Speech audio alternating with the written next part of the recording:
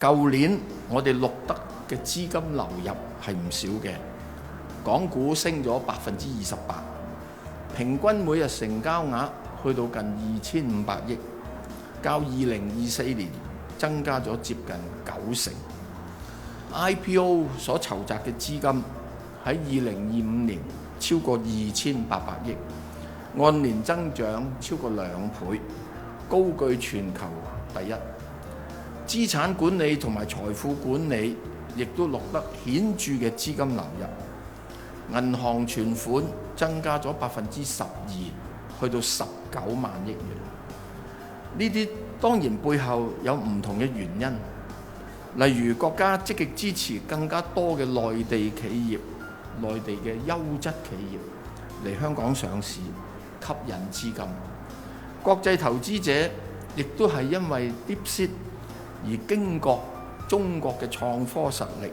原來咁厲害，刮目相看，亦都發覺喺呢一邊所行嘅係一個開源嘅一個政策，同時間個估值亦都相當便宜，因此海外投資者趕忙加大喺我哋呢個市場嘅資金配置。但係同時間亦都係因為環球市場嘅不確定性，投資者因為要分散風險，揾一個地方佢覺得相對比較安全嘅，資金又自由進出，而且個制度佢又熟悉嘅地方嚟做停泊佢嘅資金。咁香港係佢哋嘅好自然嘅選擇，就係喺大變局之中，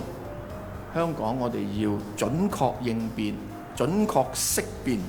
科學應變、主動求變。可以話去年嘅變局亦都為我哋香港開啟咗一啲新嘅機遇，我哋亦都要積極抓緊呢一波嘅機遇。